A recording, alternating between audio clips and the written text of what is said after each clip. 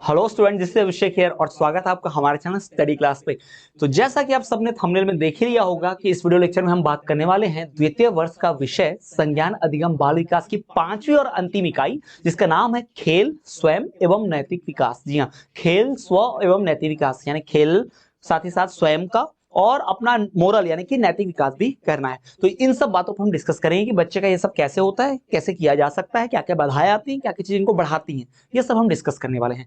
तो ये हमारा एमपीडीएलएड का द्वितीय वर्ष के विषय है संज्ञान अधिगम बाल विकास और उसकी इकाई पांचवी है। इसके पहले ऑलरेडी इकाई 1, 2, 3, 4 की वीडियो लेक्चर हम ला चुके हैं। अगर आपने नहीं देखी है तो प्लेलिस्ट जरूर चेक करें, वहां पर आप जाकर देख ले, पूरी तैयारी आपकी हो जाएगी। और मैं बता दूं अभी से कि इस वीडियो लेक्चर में क्या क्या बात करेंगे। इसमें हम डीएलएड की पहली की परीक्षाओं में पूछे गए प्रश्न उत्तर यानी कि पीवाईक्यूज को डिस्कस करेंगे।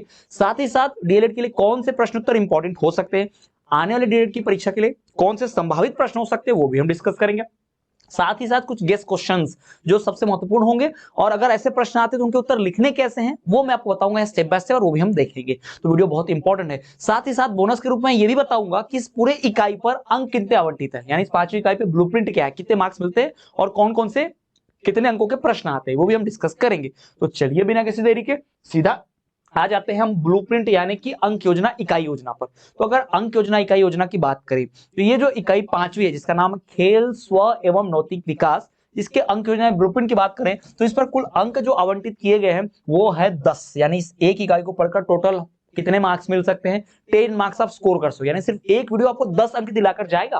तो और बात कर ले, यहां पर वस्तुनिष्ठ प्रश्न आते हैं 3, यानी कितने मार्क्स के, 3 मार्क्स के। जी हाँ, यहाँ पर 3 मार्क्स का आपको वस्तुनिष्ठ यानी 3 ऑब्जेक्टिव होंगे। हो सकता है बहुविकल्पीय प्रश्न हो, खाली स्थान भरो या रिक्त स्थान भरो, या फिर सही गलत या ट्रू फॉल्स जो भी हो ऐसा पूछ सकता है। 3 रहेंगे ऐसे। फिर 2 अंक के 2 प्रश्न, यानी कि जो अति लघु उत्तरीय प्रश्न उत्तर होते हैं ना, अति लघु उत्तरीय यानी वेरी शॉर्ट जो होते हैं, ठीक है, जिनका उत्तर हमें 30 शब्द में लिखना होता है। अति लघु उत्तरीय यानी कि 2 मार्क्स वाले, इनका जो उत्तर होता है 30 शब्द में लिखना पड़ता है। जान लेना भाई, शब्द सीमा बहुत मायने रखती है डीएलएड में, ध्यान रखिएगा। 30 शब्द में इसके उत्तर लिखने होंगे। फिर 3 मार्क्स का भी एक क्वेश्चन आएगा, 3 मार्क्स का भी एक क्वेश्चन आएगा लघु उत्तरीय प्रश्न, ये भी ध्यान रखिएगा। तो 3 ऑब्जेक्टिव, 2 मार्क्स के 2 प्रश्न और यहाँ पर 3 मार्क्स का एक प्रश्न, टोटल इस पर हो गए 10 अंक। जी हाँ, तो इस तरह से 10 अंक आवंटित है इस एक इकाई पर। तो क्लियर हो गया आपको, ब्लूप्रिंट समझ में आएगा, यानी इस इकाई को पढ़े कितने मार्क्स मिलेंगे, क्लियर है। चलिए आगे बढ़ जाते हैं। आगे बढ़ने से पहले मैं बता दूं कि अगर आप एमपीडीएलएड की तैयारी 100% करना चाहते हैं और इस फाइनल ईयर को यानी द्वितीय वर्ष में आप 90+% गेन करके डिग्री आपका डिप्लोमा एकदम 90% वाला डिस्टिंक्शन वाला बनाना चाहते हैं, तो आपकी 101% 100% तैयारी के लिए डीएलएड 2025 की 26 की परीक्षा के लिए 25-26 यानी जो सत्र रहेगा उनके लिए जो परीक्षा है, इसकी पूर्ण तैयारी जो है करवाई जाएगी। ये संपूर्ण कोर्स 1 ईयर की वैलिडिटी के साथ आता है। इस संपूर्ण कोर्स में आपको मिलता क्या क्या है, तो इसमें आपको मिलते हैं notes, previous year question papers, प्रश्न उत्तर, हर इकाई का डिटेल प्रश्न उत्तर, हर इकाई का detail notes, hand written notes, printed notes और एक्सक्लूसिव प्रश्न उत्तर भी अलग से, हर इकाई का एमसीक्यू यानी कि आप कह सकते हो वस्तुनिष्ठ प्रश्न उत्तर का अलग से पीडीएफ, यानी सब कुछ मिलता है आपको मात्र एक ही कोर्स में। कोर्स परचेस करना बहुत आसान, इस वीडियो के डिस्क्रिप्शन हमारे ऐप की लिंक है, ऐप डाउनलोड करेंगे और वहां से डायरेक्ट जाके कोर्स परचेस कर लेंगे। किसी कूपन कोड को मत डालना, कोई कूपन कोड की जरूरत नहीं है, क्योंकि ऑलरेडी 33% की छूट चल रही है, 33% ऑफ ऑलरेडी चल रहा है। कूपन कोड डालने पर कोई छूट नहीं मिलेगा। तो शुरुआत के स्टूडेंट्स के लिए 33% ऑफ है, फटाफट कोर्स परचेस कर लेना। चलिए अब आगे बढ़ जाते हैं। कोर्स की बात होगी तो डायरेक्ट आ जाते हैं अपने सवालों पर। तो सबसे महत्वपूर्ण सवाल में से एक, ये पीवाईक्यू है 2018, 2016, 2022 की परीक्षाओं में आ चुके हैं, ध्यान लीजिएगा। ये एमपीडीएलएड की 2022, 2016, 2018 की प्रीवियस ईयर क्वेश्चंस में, यानी उसमें परीक्षा जब हुई तो ये क्वेश्चन आए थे। पीवाईक्यू बहुत बहुत इंपॉर्टेंट क्वेश्चन है भाई, जान लीजिएगा, बहुत बहुत पीवाईक्यू है ये, ठीक है। तो पहला प्रश्न है, डिसलेक्सिया के कारण लिखिए। अब जिनको नहीं पता ये डिसलेक्सिया होता क्या है, यह एक मानसिक बीमारी जैसा है, एक मनोरोग जैसा है, ठीक है। ये इसमें होता क्या है, बच्चे को अक्षर पहचानने में, अक्षर को उसके अंदर भिन्नता, जैसे बी और डी के बीच अंतर, ठीक है, ए और बी के बीच अंतर, और जैसे कि बच्चे को उल्टा सीधा अक्षर समझना आना, बनाने जाएगा सीधा बन जाएगा उल्टा, बनाने जाएगा उल्टा बन जाएगा सीधा, यानी बच्चों को अक्षर पढ़ने में लिखने में कठिनाई होना, इसे डिसलेक्सिया कहते हैं। मैं उदाहरण के तौर पर समझाता हूं। आप सबने एक मूवी आई थी आमिर खान की जिसका नाम था तारे जमीन पर, अभी तो आई है सितारे जमीन पर, ये वाली नहीं, एक थी तारे जमीन पर, बहुत पहले आई थी मूवी। उसमें एक छोटे से बच्चे ईशान की कहानी बताई गई, जिसमें बच्चे ऐसे बड़े से दांत होते हैं, अगर आप देखोगे शायद आपको याद हो मूवी तारे जमीन पर। उसमें होता क्या, उस बच्चे को ना कठिनाई रहती है, ये बीमारी होती है। ये बीमारी अभिषेक बच्चन को भी बचपन में थी। जी हाँ, अभिषेक बच्चन जो अमिताभ बच्चन कि बेटे है, यानी ये बीमारी ऐसी नहीं कि जीवन भर रहेगी या इसमें सर्जरी करनी पड़ेगी, ऑपरेशन करना पड़ जाएगा, हाथ पैर काटना पड़ेगा, नहीं, ऐसी बीमारी नहीं है। ये बीमारी ऐसी है जो मनोवैज्ञानिक बीमारी है, मनोरोग है, यानी ये मन में होती बीमारी, दिमाग से होती है और धीरे धीरे दूर हो जाती है। जैसे उम्र बढ़ती है, जैसे जैसे लिखने की प्रैक्टिस करते हैं वैसे वैसे ठीक भी हो जाता है। ठीक है, तो डिसलेक्सिया एक बीमारी है जो बचपन में होता है अक्सर बच्चों को। और इसमें होता क्या है, बच्चा शब्द पहचान नहीं पाता, सही ढंग से लिख नहीं पाता। ठीक है, और माँ बाप को क्या लगता है पढ़ाई में नालायक है, पढ़ाई में ध्यान नहीं देता, ज्यादा मस्ती करता है, सारा दोष बच्चे पर डाल देते हैं। वो जानते ही नहीं कि इस प्रकार की बीमारी है बच्चे को, बच्चा कितना परेशानी में होगा। तो डिसलेक्सिया एक बहुत इंपॉर्टेंट कारण है, याद रखिएगा। और आप सब टीचिंग बनने का कोर्स कर रहे हैं, हम सब टीचर बन रहे हैं, तो याद रखिएगा जब भी आपको ऐसा छात्र मिलेगा अपने टीचिंग करियर में, जब आप पढ़ाओगे, जो शब्द नहीं पहचान पा रहा हो, शब्द को उल्टा बना रहा हो, उनके बीच अंतर नहीं समझ रहा हो, जानते हैं इस बीमारी को क्या कहेंगे, डिसलेक्सिया। तो ऐसे बच्चों को बड़ा प्यार से जेंटली हैंडल कीजिएगा। तो अब इस डिसलेक्सिया बीमारी के कारण क्या होते हैं पूछा है, तो डिसलेक्सिया बीमारी के कारण क्या है, मस्तिष्क की चोट, दिमाग में अगर कोई चोट वोट लग जाए तो डिसलेक्सिया हो जाता है। अनुवांशिक है, यानी कि माता पिता से मिल सकता है, पीढ़ी दर पीढ़ी चला आता है ना, अगर डीएनए से मिलता जाता है। फिर भावनात्मक समस्या भी होती है, इमोशनल भी होता है, जो व्यक्ति बहुत इमोशनल होगा ना, बहुत भावनात्मक होगा ना, वो शब्दों के बीच अंतर नहीं कर पाएगा, ऐसा भी होता है। तो मस्तिष्क की चोट, अनुवांशिक और भावनात्मक समस्याएं, ये सारी चीजें जो हैं ये हो सकती हैं कि इन वजह से या इनमें से किसी एक चीज की वजह से बच्चे के अंदर बीमारी आ जाए। कौन सी, डिसलेक्सिया। डिसलेक्सिया यानी शब्दों को पहचानने में, लिखने में कठिनाई होना, इसे डिसलेक्सिया कहते हैं। क्लियर है। अब आते हैं अगले प्रश्न की ओर। मानव मस्तिष्क के अंगों का वर्णन कीजिए, यानी इंसान के दिमाग में जो मस्तिष्क में जो अंग होते हैं अलग अलग ना, इंसान का जो दिमाग है ना अलग अलग भाग में बटा होता है, इंसान के मस्तिष्क में अलग अलग अंग होते हैं, उनकी बात पूछिए, क्योंकि ये पता होना चाहिए। ठीक है, तो मानव मस्तिष्क के अंगों की बात करें तो सेरिब्रम हमारे दिमाग में होता है एक भाग, जिसे सेरिब्रम कहते हैं। वैसे जो लोग विज्ञान के छात्र होंगे, जिन्होंने 10वीं में विज्ञान अच्छे से पढ़ा होगा, साइंस है ना, उनको पता होगा इसके बारे में, सेरिब्रम। ठीक है, और क्या ये डायनेसेफेलॉन्स, अब है तो अंग्रेजी में, लेकिन इसको प्रोनाउंस किया जा रहा है हिंदी में, ऐसा प्रोनाउंसिएशन तो अंग्रेजी जैसा ही आएगा। ठीक है, उसके बाद सेरिबेलम, मेड्यूला, ठीक है, और सेतु, रेटिकुलर फॉर्मेशन, बेसल गैंग्लिया और बृहत मस्तिष्क, ये सारे जो आप देख पा रहे हो, ये सारे पार्ट्स जो है ना, ये क्या है, हमारे ह्यूमन मस्तिष्क के हैं, हमारे दिमाग के हैं। ठीक है, ध्यान रखिएगा। तो ये सब पार्ट है, इनको आप ध्यान रख लीजिएगा, इनको आप रट लीजिएगा, क्योंकि बहुत इंपॉर्टेंट है, आते ही आते। अब इसका अच्छा तरीका ये होगा कि आप पहले इसको इंग्लिश में पढ़िए, उसके बाद फिर इसको हिंदी में ट्रांसलेट करके लिखिएगा, बड़ा आसानी से कर पाएंगे। क्लियर। अब बढ़ते हैं अगले महत्वपूर्ण प्रश्न की ओर। तो अगले इंपॉर्टेंट क्वेश्चन की बात करें, आप आत्म पहचान से आप क्या समझते हैं, यानी आत्म पहचान यानी सेल्फ नोइंग, सेल्फ रिकॉग्निशन, यानी जब इंसान स्वयं को पहचानने लगता है, इसका मतलब क्या है, होता क्या है। ठीक है, तो याद रखिएगा, जब हम ये जान लें कि मैं कौन हूं, क्या हूं, और मेरा जन्म किस लिए हुआ है, मुझे क्या पसंद है, मैं क्या हासिल करना चाहता हूं, जब इस तरह की चीजों का जवाब मिल जाता है ना, तो इसे ही आत्म पहचान कहते हैं, ऐसे अगर सामान्य भाषा में बोला जाए तो।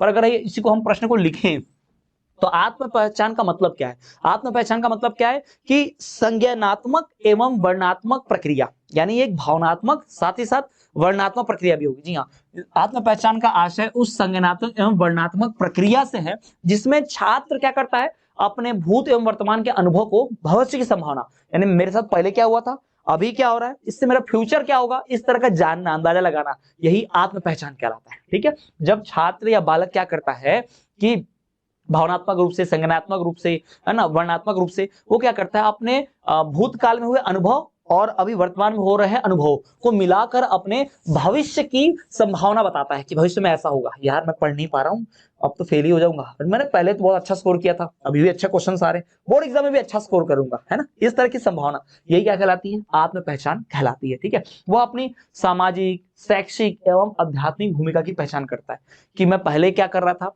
अभी मैं क्या कर रहा हूँ, और मुझे ये अच्छे से आता है, ये अच्छे से नहीं आता, मुझे तब भी अच्छे से आता था, आज भी अच्छे से आता है, तो आगे चल के मैं यही काम करूंगा, है ना, ऐसी पहचान करना, यही क्या है, आत्म पहचान है। तो आत्म पहचान का मतलब यह है कि भूतकाल में हुए अनुभव और वर्तमान में चल रहे अनुभव, इनसे सीखकर समाज में अपनी पहचान बनाना, समाज में अपना स्थान बनाना, यही आत्म पहचान कहलाता है। क्लियर हो गया, ये तो समझ में आ गया। इससे हमारा ओवरऑल डेवलपमेंट, सर्वांगीण विकास होगा, इससे हम अपने आप को एक समाज में सामाजिक व्यक्ति के रूप में, एक आदर्श व्यक्ति के रूप में, एक जेंटलमैन के रूप में रख पाएंगे। ठीक है, अब ये मत बोलना सर जेंटल वुमेन के रूप में, हाँ भाई जेंटलमैन बोलते हैं ऐसा, पर जेंटलमैन जेंटल वुमेन दोनों रहते हैं। ठीक है, तो ये हो गया आत्म पहचान क्या है, सेल्फ कॉन्शियसनेस क्या है। आते हैं अगले सवाल की ओर। अगला सवाल है, आत्म पहचान की विशेषता बताइए। अगर व्यक्ति को आत्म पहचान हो गया तो उसकी क्या खासियत, क्या विशेषता होगी, ठीक है। अगर कोई व्यक्ति खुद को पहचान लेता है, अपने आप को जान लेता है, तो क्या विशेषता होती है उसकी बात करते हैं। तो आत्म पहचान की विशेषता लिखिए। तो आत्म पहचान की कई प्रकार की विशेषताएं होती हैं, उनमें से कुछ मुख्य या फिर विशेष प्रकार की विशेषताएं निम्नलिखित दी जा रही है। ऐसी थ्योरी लिख दो पहले। डायरेक्ट जब भी सवाल आए तो मुंह उठा के सीधा उत्तर नहीं लिख देना है। पहले तो भाई सवाल पहचानिए, पहले उसमें थ्योरी लिखिए, फिर उसका उत्तर लिखिए। पहले 2 लाइन की थ्योरी बनाइए, ठीक है। तो आत्म पहचान की विशेषताएं लिखिए। तो आत्म पहचान की कुछ प्रमुख विशेषताएं निम्नलिखित नीचे दिए जा रही हैं, ऐसा लिख दो, निम्नलिखित दी जा रही हैं, ठीक है। तो चलिए, पहला एक, आत्म पहचान एक मनोवैज्ञानिक प्रक्रिया के रूप में। आत्म पहचान जो है एक मनोवैज्ञानिक यानी कि साइकोलॉजिकल प्रोसेस है, मनोवैज्ञानिक प्रक्रिया है। दूसरा, आत्म पहचान आंतरिक शिक्षण की क्रिया के रूप में, यानी अंदर से शिक्षा, अंदरूनी शिक्षा है ना, खुद से को सिखाने का है ना, ये तरीका भी आत्म पहचान से ही है। आत्म पहचान स्थायी ज्ञान की प्रक्रिया है। ये स्थायी यानी कि परमानेंट नॉलेज है ना, परमानेंट जो नॉलेज होता है, यानी एक बार जो आप सीख के जीवन भर चलेगा। यानी एक बार हमने समझ लिया कि 2+2 4 होता है, कैसे होता है, तो ये बच्चा आगे चल के जीवन भर उस कॉन्सेप्ट को नहीं भूलता। ए के बाद बी आता है, सी डी आता है, क्या होता है, कैसे होता है, अगर बच्चा एक बार जान ले तो ये स्थायी ज्ञान बन जाता है। तो आत्म पहचान जो है स्थायी ज्ञान की प्रक्रिया है। और क्या भाई, अब देखो, तो आत्म पहचान भूतकाल के अनुभव की प्रक्रिया के रूप में। आत्म पहचान कब होता है? जब पास्ट में कुछ गलत किया या सही किया, उससे हम पहचानते हैं, सीखते हैं, मोटिवेशन लेते हैं। तो आत्म पहचान जो भूतकाल के अनुभव की प्रक्रिया के रूप में भी जाना जाता है। और क्या, आत्म पहचान भविष्य की संभावना के रूप में भी जाना जाता है। और आत्म पहचान क्या है भाई? संज्ञानात्मक प्रक्रिया यानी भावनात्मक प्रक्रिया के रूप में भी जाना जाता है। आत्म पहचान क्या, ये वर्तमान प्रक्रिया के रूप में भी जाना जाता है, ठीक है। भूतकाल के बारे में भी, वर्तमान में भी, और भविष्य के लिए भी, संभावना के लिए भी आत्म पहचान काम आता है। ये सब आत्म पहचान की क्या है? विशेषता है। यानी अगर आत्म पहचान होगा तो इन तरीकों से होगा, या इस प्रकार के चेंजेस, इन चीजों में प्रभाव, इन चीजों में बदलाव आपको नजर आएगा, ठीक है। तो आत्म पहचान ऐसे ही होगा, उसके यही लक्षण होंगे, ये जान लीजिएगा। क्लियर है? आगे बढ़े। ये गेस क्वेश्चन हो सकता है, यानी आने वाले डेट की परीक्षा के लिए बहुत इंपॉर्टेंट सवाल ये हो सकता है, ध्यान रखिएगा, उसको स्टार मार्क कर लीजिएगा, ठीक है। चलिए आगे बढ़ते हैं।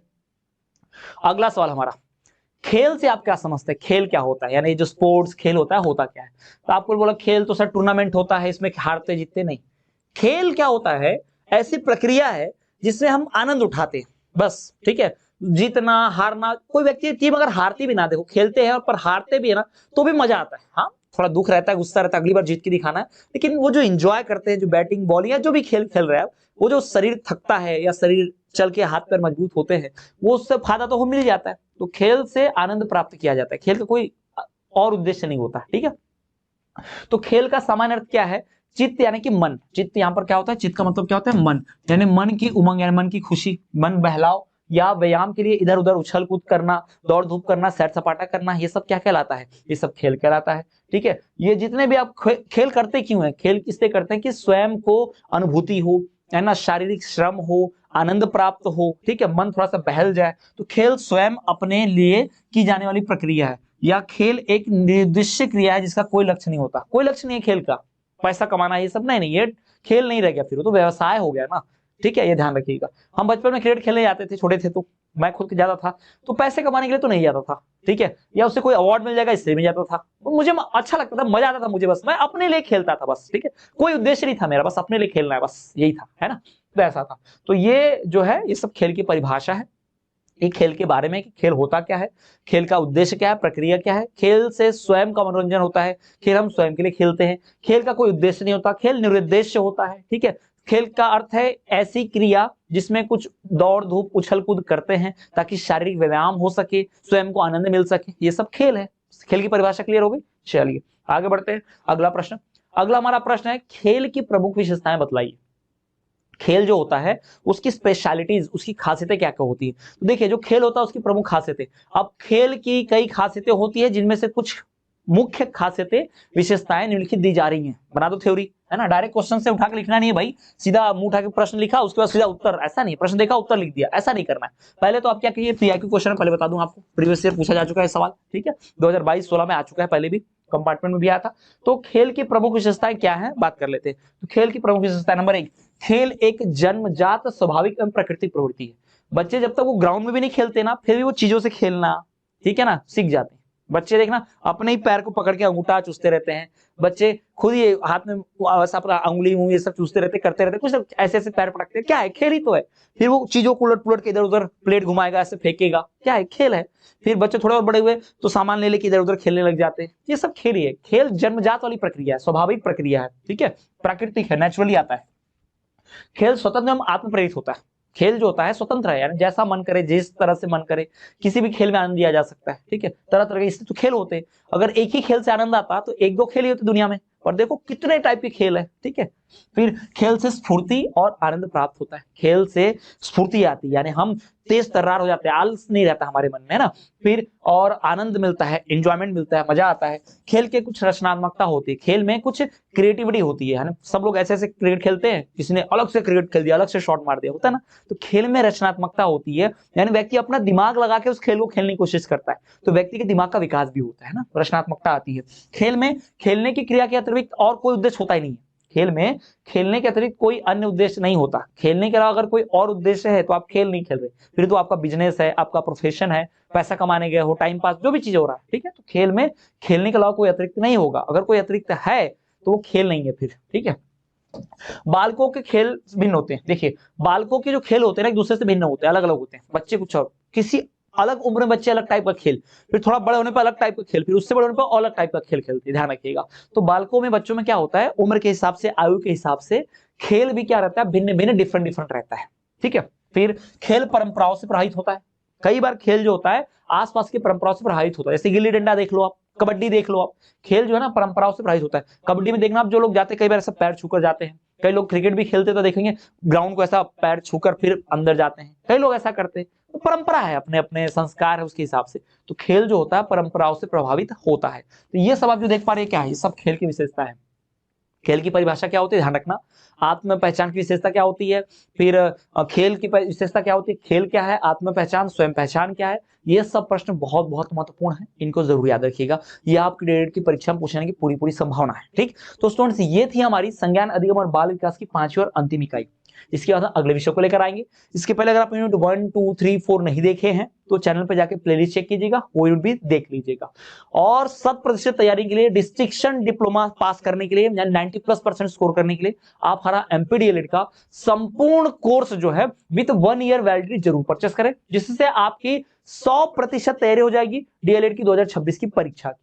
तो ये कोर्स जरूर परचेस करें। कोर्स परचेस करना बहुत आसान है, वीडियो के डिस्क्रिप्शन हमारे ऐप की लिंक है, ऐप डाउनलोड करना है वहां से, और 33% छूट के साथ कोर्स खरीद लेना है। किसी कूपन कोड की जरूरत नहीं है, फिर से बता रहा हूं कि कूपन कोड डालोगे छूट नहीं मिलेगी, तो कूपन कोड डालने के बिना ही 33% छूट मिल जाएगी। तो चलिए मिलेंगे अगले वीडियो में, तब तक के लिए देखते रहिए हमारा चैनल स्टडी क्लास।